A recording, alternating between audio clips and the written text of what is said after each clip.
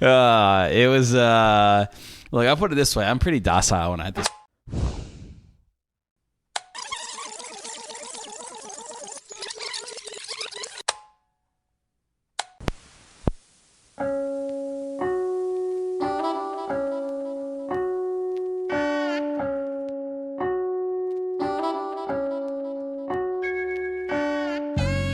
I'm Rich. And I'm Josh. Make sure your Walkman is at full battery because we're diving into our dad tapes.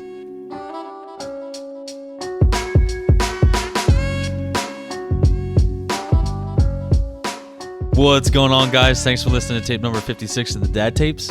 Let's get rolling. What are we drinking tonight? Tonight, we have another one of our favorites from Tonewood. Shout out Tonewood, Barrington, Well, we don't know New if it's Jersey. our favorite yet, but Tonewood is our Okay, favorite. all right. One of our favorite breweries. Yes.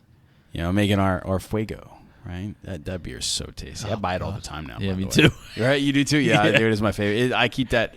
I try to keep that on stock as much as I could. It's like, it's not my last resort, but it's like one of those ones where, like, if I don't find anything that I know. It's a safe bet. Yeah, exactly. It's safe. Yeah. You know it's good. You know it's tasty. So we're hoping that this one here, called Poolside, and it's a Mexican lager.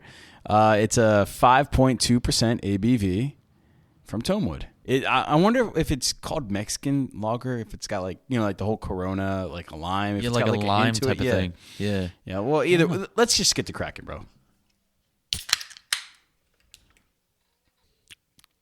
It tastes like a Modelo. It's a little bit more of a toned down Modelo. Yeah. But anyway, let's how's your week been, bro? Not too bad. I mean, now that we can actually say your week, not right. your time. Busy, hot. AC in my truck took a shit. It's a brand new truck. I know. First the window, now the AC. What the fuck, bro? Past 2 days were hot. Well, I mean, at least today was cool. Yeah, today was cooler. okay. Yeah. Yesterday sucked. What was that humidity? Yeah, dude. I mean, the temperature only reached like what, mid-80s, but it was that humidity. It felt like it was like 93, 94. I was like, ugh. Yeah. I felt like I just stepped out of a fucking sweat room. So, well, okay. How about this then? Because you always give, work's going great. That whole spiel. That's what you always give, bro. And I guess I fall victim to that too, right? I mean, let's just call me out too. But okay, let me ask you a more specific question. So, did you have any moments this week where you had like a panic? You're like, oh fuck, I forgot, or you know what I'm saying? Like, oh fuck, shit. Because I could think of one already today. Like the back of the asphalt truck. Oh, shit. that right there. Yeah. Yeah, no, today was pulled a fucking rookie mistake. I forgot to close my tailgate when I was at the asphalt plant. A ton of it came fucking spilling out the back of the truck. It's not his fault. Yeah, that was that's fucking great. That was a great feeling too, right? Yeah, it's like one of those moments where, face palm. That's a harsh pace, Paul. Yeah, I mean, goodness gracious. I mean, I've made that mistake before, but not that much. You 10 years in now. I mean, yeah, dude. Shit, that's like a teacher showing up late to class. Yeah, you ain't fucking kidding. What was your oh shit moment this week? I think I've had a few of them, but my biggest thing this week was trying to deal with Benji and crapping on the patio. Yeah. It's so I've been spending more time in the backyard recently, trying to bring that back to life. Because after the fire and all that stuff, and then with like finances a little bit tight here and there, I haven't been able to give either front yard, side yard, or the backyards, actual care. Yeah. So I've been trying to bring back parts of the grass that died out when I had to spray the patio for the weeds. I'm just trying to bring that back to life. And every single day this week, Benji has crapped on the patio once to twice a day. I don't know how to break them. I don't know how to break him of this freaking stupid habit that he's created because it is so annoying. And then it leaves it's a fresh turd. And not only is it a fresh turd, but it sits in that hot heat. So it absorbs into the porous stone and then it leaves a stain. Yeah, exactly. And then it attracts flies and stinks. You could try spraying the blocks with vinegar. I don't know what to fucking do. Or a citrus spray. They don't like the smell of that. Well, I just need to spray him. I need to spray him. I need to sew his ball shut so it doesn't shit anymore. Dude, he's finally toned down the digging.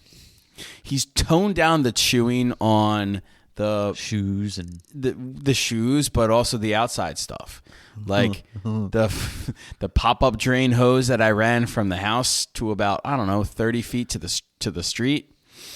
He stopped chewing the part that was exposed. He stopped chewing the lining on the outside of the Freon line into the condenser.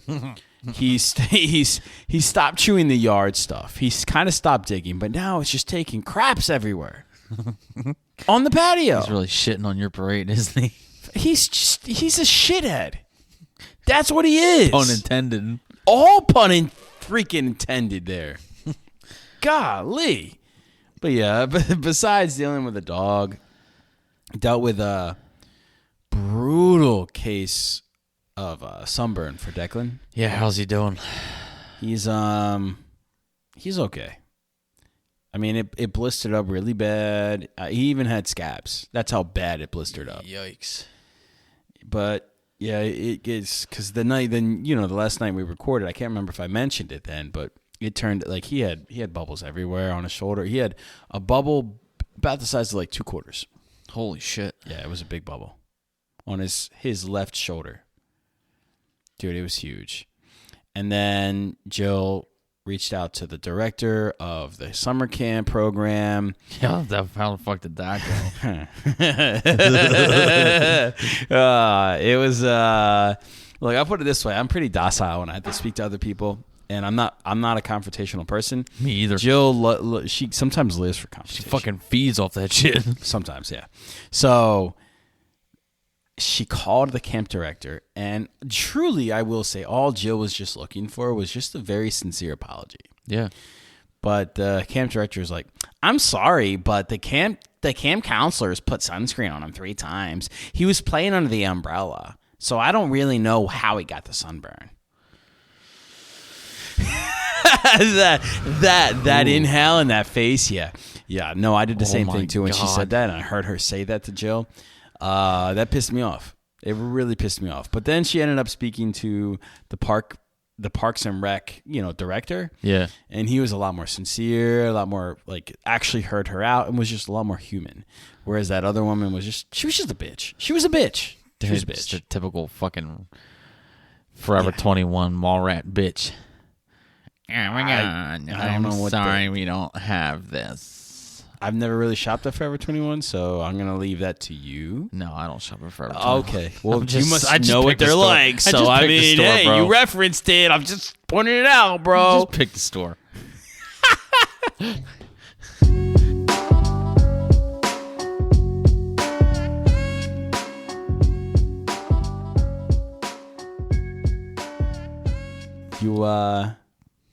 But do you know what time it is?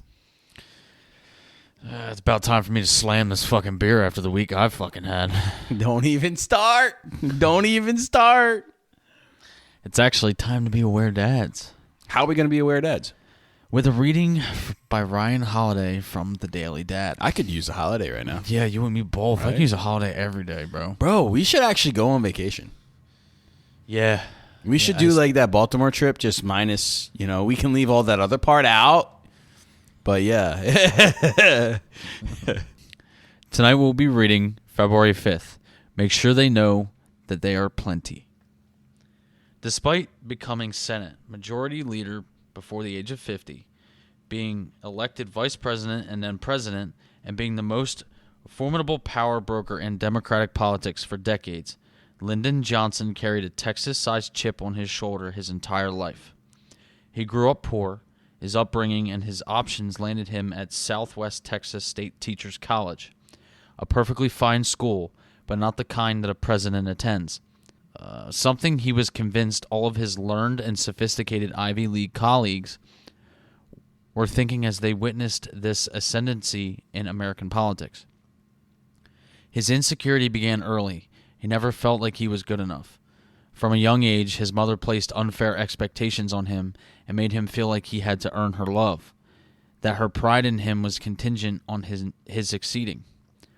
She made him feel terrible when he failed, like when he decided to stop playing the piano or dancing. For days after I quit those lessons, he remembered, she walked around the house pretending I was dead, and then I had to watch her being especially warm and nice to my father and sisters. It's a sobering reminder to all parents. The feeling of deficiency is far worse than any potential deprivation. So make sure your kids know that they are enough, that they are plenty, that you have loved them from the moment they were born, and make sure you remember that there is nothing they have to do to earn this love. There's nothing they must accomplish to deserve tenderness and affection. They are good enough. The talents, the interests, the goals they have are enough. I think the best way anybody can put that into practice in life is just to be intentional about their own actions and trying to be more aware of what they say. Because a lot of times I think parents have these projected and manifested expectations upon their children. Because they had, from their parents, manifested expectations that they were not exactly. And then it's a bad combination because then it makes love transactional. Mm-hmm. And that's, you don't want that. No, definitely not. In any relationship, parent to child, partner to partner, it doesn't matter.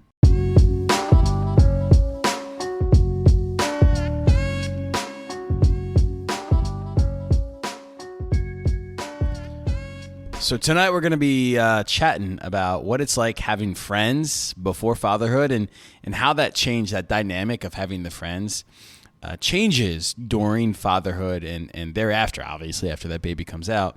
And just that contrasting differences of what it really is like. Because as a father, we kind of all have had that friend or friend group or friends who just, fall off the face of the earth. They're not around as much as they were before. Nope. And it's time for our data dump. Friendship dynamics often shift after a baby arrives, impacting both new parents and their friends, particularly those without children. Fathers may find themselves losing close friends in the first year as they navigate the demands of parenthood and a changed social life. However, maintaining connections is crucial for emotional well-being and support during this transition. Reduced availability. New parents, especially in the first year, have less flexibility for spontaneous outings and social events. Shifting priorities. The focus shifts to the baby's needs, which can lead to less time and energy for maintaining friendships. Been there. Different lifestyles. Friendships with those who don't have children can be strained as priorities and lifestyles diverge. Potential for isolation. Some fathers may feel isolated if they don't have a strong network of other new parents to connect with. And that was our data dump. So, dude, this is an interesting topic in my opinion.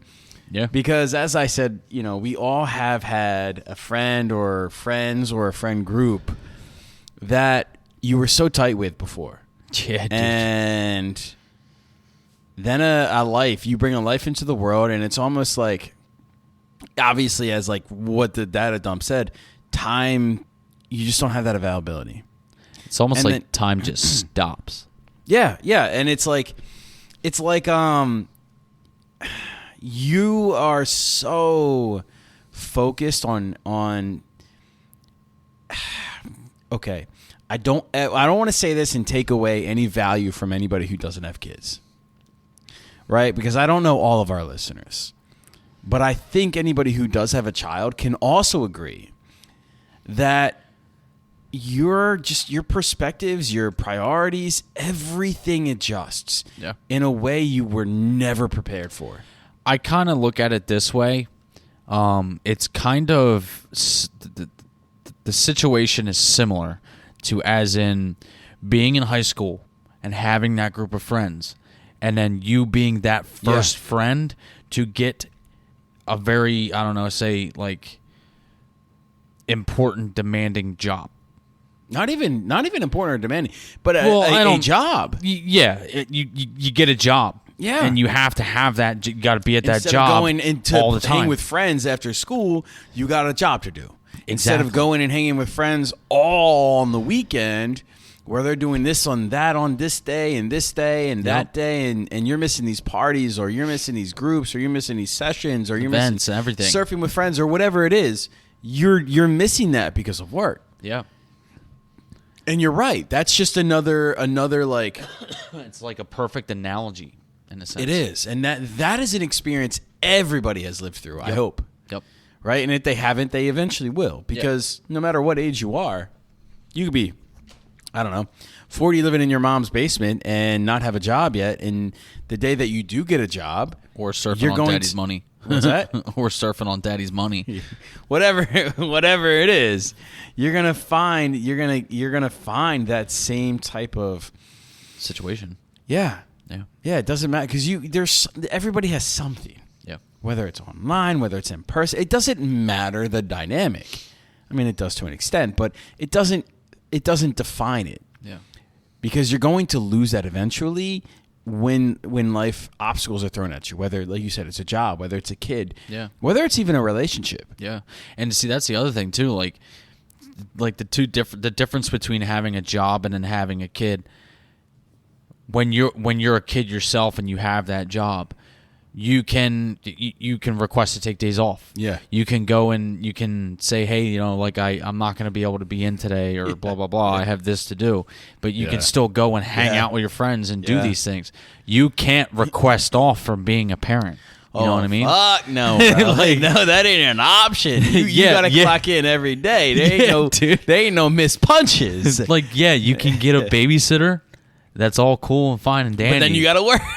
But then you gotta work for that babysitter. Yeah. It's a lot more to think about being a parent in that kind of an aspect than just being a kid with a job. So when it comes to that transition, because that's what we'll call it. Let's just term it transition. Okay. Right. So that moving forward, that's what, when we go in through that transition as fathers. What I mean, because I know you've had friends or friend groups that you've had to unfortunately lose touch with because of the basis that you have a kid now. Yeah. And going through that journey yourself, how did you kind of cope with that?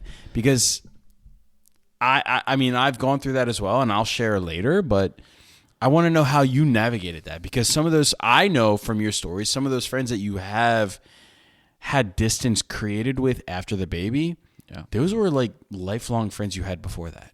Yeah, and I mean, they still are lifelong friends. I mean, that history is always there. Exactly. I mean, we converse, we talk every once in a while. I mean, most of them live out of state now, but that's besides the point. The thing that I kind of did was there was two different things I did. I tried to find new hobbies for myself, for one, because I mean, obviously, you don't get a lot of time, especially when they're an infant or a toddler, bro. Like the infant you can get actually surprisingly more time as an infant than you do as a toddler. It's ridiculous. Yeah. I mean, when they're sleeping in and all that, but I tried to find new hobbies for myself to kind of keep myself occupied, because of knowing that, like, hey, like, I'm not that available person anymore. Like, I can't just up and go and do whatever I want anymore. Yeah, you can't just go on a whim. Exactly. Or there was a thing, I mean, and you were a part of it too, so you kind of know, we would all, when the baby's asleep or the kids are asleep, we all hopped on the console. That was how we spent time together. Yeah. Like, that was our... It had to evolve. Exactly. That was our going out. That was our, hanging out at the bowling alley or, whatever. That's what we did. Like, we played games together. That's how we hung out. And then over time, it kind of, it obviously fades away. I mean, the older you get, the more you're like, oh, well, look at him. He's a 40-year-old fucking man, and he's still playing video games. Yeah. I mean, don't get me feel wrong. like there's some shade being thrown at some people here, bro. Like, chill out. No, there's no shade.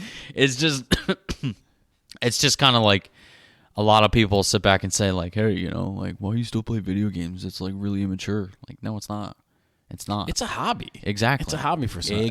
Exactly. Yeah, it's a hobby for some people. If anybody ever, I mean, granted, I don't play.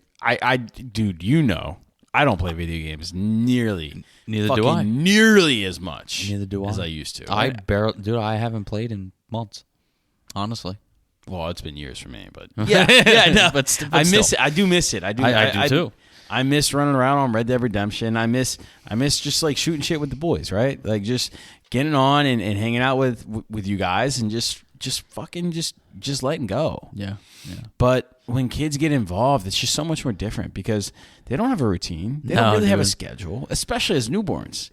I mean, you could try to create a schedule. You really can. But once you get to the point where you create that schedule, it's like, boom, curveball. We're doing this way. And then a sleep regression happens. And then, boom, this happens. I'm and hungry. then, oh, my God, now they're teething. Oh, my God, now they got this. Oh, my gosh. You know what I'm saying? It's difficult. Yeah. And when you went through that transition, right, and we both kind of coped with it the same way in the beginning. Yeah, because we, our firsts, are very, very close in age. What, 4 months apart? Yeah, just July, about 4.5. July, right? 5 months, almost 5 months to the day. 5 months apart, yeah. So you and I had gone through that transition at a very similar time in our lives. Yep. Now, granted, you were years younger than me, but still, we still had, we played all the time. Yeah, we hung out all the time. Yeah. But even our relationship together, that also changed. Yeah. And during that process, that transition period, because you're not now just also thinking for yourself, you're in a relationship, and you also now have another relationship, your child, that you have to care for. Yeah, exactly. How did you kind of chisel out any time for friends? And when you did find time to chisel out for those friends, how well received was that?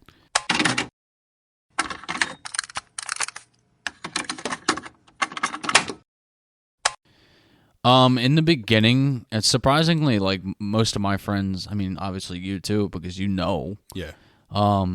Most of my friends were like, they were out of state at the time before I had Addison.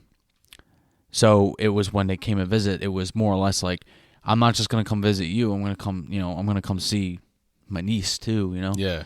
So it was kind of a benefit, because I would actually get to hang out with them and they would get to hang out with their niece and all that. But when it comes down to it, right? Like, yeah, it's good for you to have those plans to arrange for them.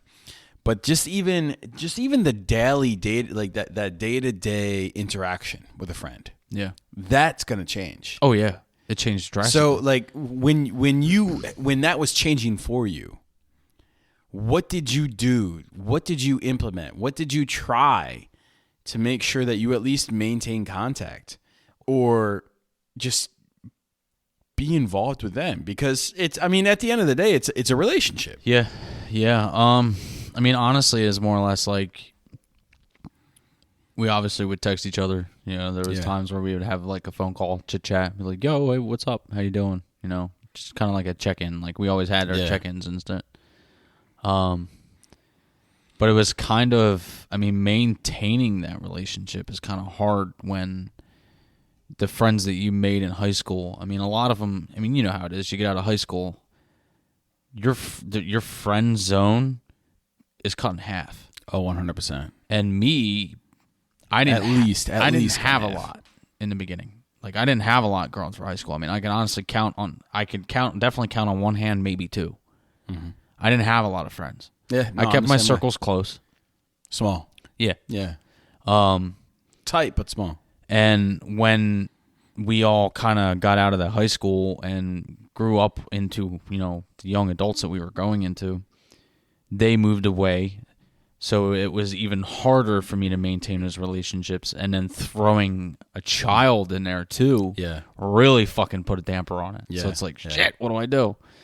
But they were, most of them were like, hey, like we get it. We kind of understand, you got a big responsibility to take care of. We're still here, Yeah. you know. And it's interesting because for me, it's interesting because the perspective you bring to the table, you had Addie when you were 22? Yeah. Right? So I found out when I was 22 years old. Exactly. So we didn't have Declan until I was, he was 2018. I was 89, born 1989. So I was 28. Yeah. 28 when I found out. Yeah. And that's a big gap. Yes. You know, like it's easy to say blanket coat, hey, you're in your 20s, but the 20s are so definitive to your life. They are big time. So you missed out on a portion of that. Yeah. Because you had Addie. Yep. And I don't want to take it away from it because at the same time, here you are now just turning 30 and you have a 7-year-old. I'm 35 and I just have a 7-year-old. That's a big fucking difference. Yeah, I know. You'll find out when you turn 35. But you'll be the benefit to you is you're going to have a fucking preteen. Yeah. No. Yeah. Yeah. Preteen. 13. 12. 12, 13, yeah. Yeah. No, 13 is teen. Yeah. 13. Yeah, 12. Yeah. Yeah. You have a 12-year-old. Woof. Exactly. Yeah. So when fast forward, right? So Addie was in the world. When you started to see your friendships with these people kind of grow apart, Dwindle. I mean, and I don't want to take away from what it was because the foundation is always there. Yeah. Again, history is history. Yeah. When it was time for you to lean on somebody, to have to reach out to somebody and be like, because we all have those moments. Oh yeah, it's like dude, I need a guy's day, or bro, I just need to fucking talk. Yeah. How did you handle that? It was weird, especially being a younger dad because most of my friends are. I mean, yeah, my close friends are younger than me. Yeah. But most of my friend group was older than me. But some of them still didn't have kids themselves. Yeah. It was hard because a lot of them didn't really, they're not in that situation, so they don't understand. Yeah. So they're trying to be as supportive as possible, you know, and trying to lean on them. I mean, yeah, they did what they could, and I was very appreciative of it. They were still there. Didn't understand to the full extent. Yeah. But they were still there. And I appreciated all of it. But not having, I mean, you were the only other one that I had that was a father at the time that I could actually go to, that knew what was going on and could actually understand it. So you were the only other one that actually was more or less like a person I could lean on at that point because you knew and you understood what was going on. Like an understanding ear. Exactly. Yeah. But at the same time, still having those friends from before that are younger than me, I could still lean on them, but only to a certain extent. Yeah. It was tough. And to this day, I mean, it still kind of is tough because they still don't, I mean, yeah, they're older now. Yeah. But they still don't understand because they've never been in those situations. They still haven't. Most of them still haven't. Exactly. So it's a pain in the ass. Now, I don't want to say, either whether it was an advantage or a disadvantage, I don't fucking know. That's going to be in hindsight later on in life. Yeah. But I had mine years later than you. Yeah. Age-wise. Yeah. But still, you were also always one of those pillars for me to kind of like just be a soundboard to. And post that and even post COVID, that is when I started to grow more. That's when I reached out to you and we did this. Like, this is all part of that. Yeah, of course. It's crazy. Yeah. When you really, really think about it. Yeah, it's kind of nuts because, like, you think about it, like, we were those guys that were going through a lot trying to find that community of guys. And, yeah, we had each other together. But at the same time, like, there really wasn't many other people that we had in the beginning, other than family. Yeah. But even at that case, family had been so far, I don't want to say far removed, but so far grown from where we were at that time that they can only remember it in reflection rather than living through it at the moment like we were. Yeah, and then that's the other thing too. Like with what we have with this now is because of what we were going through in the beginning, our children growing up and not having that, and we kind of like we made this for I want to say like a portal for other fathers out there or mothers, to listen to the life experiences we've been through with our kids within the past 7 years. Yeah. And it's kind of like a gateway for other parents that are having similar issues. And they can kind of like fall back on us like, yeah, we're not physically there, like we're not physically in front of them, but we're still there for them. Yeah. So we're kind of that, like I look at it as if we are that friendship role model in a sense with our podcast. Yeah. No, you're absolutely right. That kind of brings me back to like you just said, like our listeners, and it could be one, it could be a million. Yeah. It really doesn't matter. I mean, that's also our, like, knowing that there's at least just one person taking something away from this. Yep. Taking something away from our interaction, because I mean, I'm here for you and I know you're here for me. Yeah. But we don't know who our listeners do and don't have. Exactly. And that's the part of why we even wanted to do this in the first place. Yep. And progressing this conversation forward, moving it toward how to make friends post fatherhood. That's difficult. Yeah, dude, it's a bitch. It's difficult. I mean, and that's one of the reasons why we created this, was because just a platform for men who dads, not men who have kids. They're called dads. Yeah. But dads, because there just wasn't much there. No. Like, but you see, that's the thing though. With us creating what we've created with this, we met the baddie daddies. yeah. Like we met another community, even on the other side of the fucking country. Yeah, 100%. On the West Coast. Like, we made thousands of miles away. Yeah. We made friends with another similar group of guys that were having, I mean, we all have our differences, but a sense of community. Exactly. I mean, a community is going to have differences, but that's the important part about it, is just having that community. Yeah. Yeah. It's cool shit. It is. It's fast. You don't really understand how important friendship is until you actually gain that wisdom of life. Yeah. Yep. And yeah, I say that now as 35. You could say that now as nearly 30, right? Nearly 30. I am 30. Bitch. Nearly 30. I wish I was still nearly 30. I'm letting you live that nearly 30 right now, okay? You really want to get you're close to 31. Anyway. Yeah, don't push it. Yeah. But I think it's important for us to realize of how important that community is. Yeah. And if as a father, if you feel isolated, you gotta reach out. Yeah, it's like you look and see all these different, like we have set up for our social media, all the different dad groups and shit that we follow, whether it's on TikTok or Facebook or whatever. Those are all different forms of a community that any father can go to for whether it's advice or someone to listen, to rant, whatever.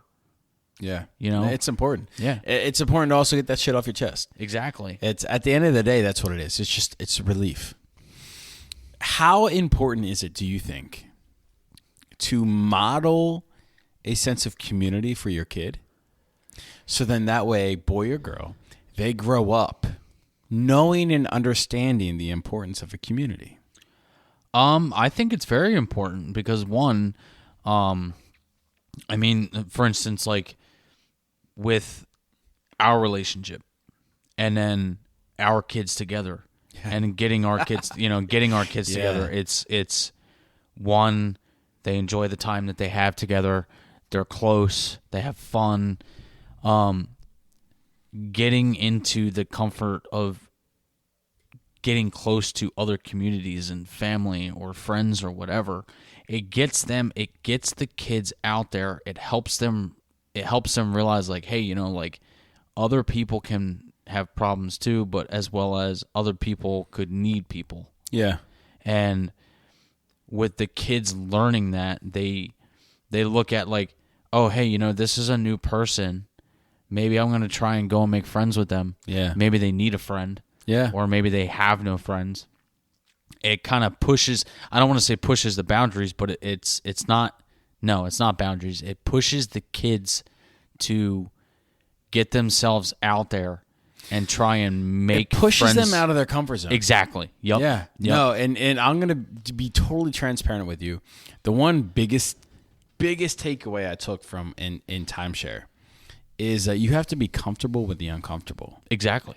And as a father, that is so fucking true. Yeah, dude. Because everything's uncomfortable anymore being a father, bro. It is. Yeah. Especially 100%. A father to a girl. Well, yeah. That's yeah. But anyway, it's important because even as a father who's trying to make new friends, right? Because I can attest to that. Like I've put myself out there to just try to make new friends because I know at the end of the day, like if my kids see me spending all my time with them, they see a devoted father. Yep. You know, they see somebody who gives all of their attention to the kids. Yeah. And that's an amazing thing to be able to do. But on the flip side, what does that mean for the social sphere? Exactly. Because they're learning, hey, I don't need that outside noise. I have my family. Yeah, exactly. Yeah. But sometimes that's just not enough. No, it's not. Like, I mean, yeah. Exactly. Family is very important. Don't 100%. Get me wrong. But kids need to have that exposure to social environments. 100%. They need to be able to go and say, like, just say, for instance, they're at the park and there's a kid that looks upset. Like, they should be able to just kind of, like, I don't want to say confront the kid, but, like, walk up to them. Talk to the kid. And be like, hey, is everything okay? Yeah. Or, like, hey, you know, you want to go play or do this and blah, blah, blah. And the only way for our kids to learn that shit is from us. Exactly. Us being parents, not saying us specifically dads, yeah. but us being parents. Yeah. And like, that's the one thing, like, over the past 2 years, I can avidly say I've tried even just saying to other men, like, hey, like, I'm just legitimately looking to expand my friend group. Yeah. You know, like, just you got to be bold sometimes. Yeah. Because your kids watch you and they watch the things that you do and they watch the things that you don't do specifically. Yeah. You know, they're always going to pick up on something. And that's the critical part about it is just putting yourself out there. And even if it's so, dude, I'm not going to lie. It's uncomfortable to sit there and say as a grown man, 30 some years old, to say, hey, I'm just trying to make new friends. Yeah, you know, there's no easy way to approach that. No, there's really not. It's so awkward. Yeah, but it's like it's almost like I would imagine what it would be like trying to date in my mid-30s, right? Yeah, but I'm 35 with a kid. That's kids. The other thing too. That kind of plays the same role. For instance, I mean, like with me before I met Allison. Oh, name drop it now. Yeah, with me before I met Allison, being that guy in his 30s and dating as a single father fucking sucked. It's gotta be tough, bro. Dude, it was rough. And it's almost the same environment, like going trying and to find friends. Trying to find friends and then trying to find like you're dating, right? Partner. Yeah. It's like, hey, I'm 30 and I'm a dad of a 7-year-old girl. It's like, what other dads are out there with a 7-year-old girl? Yeah. I'm available for, you know. We should do. Up. We should make an app for that. Yeah, well, I was gonna say we should have like a reality show for fucking fathers trying to make new friends. So I'm gonna let everybody know right now that those 2 ideas are actually patented. I'm going to submit the patent for that as we speak so we can make sure that we take advantage of that. Because if that does turn out to something and Bravo or Netflix wants to pick us up. Or BET. Hey, yeah.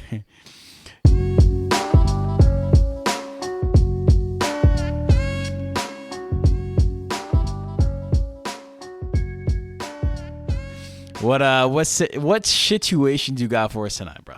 Not Now, Alexa by Anonymous. Same date. What the fuck? Today, I was having an intense argument with my girlfriend. At the height of it, in a rare moment of total silence, Alexa announced, "Now playing Someone Like You by Adele." We both stopped, stared at the speaker, and then continued arguing while Adele sang in the background. Oh God, that kind of sounds very befitting for some reason. You know what? You deserve that one. We're gonna, give a little shout out to Jill for this one. Oh God, This is Liability by by Josh.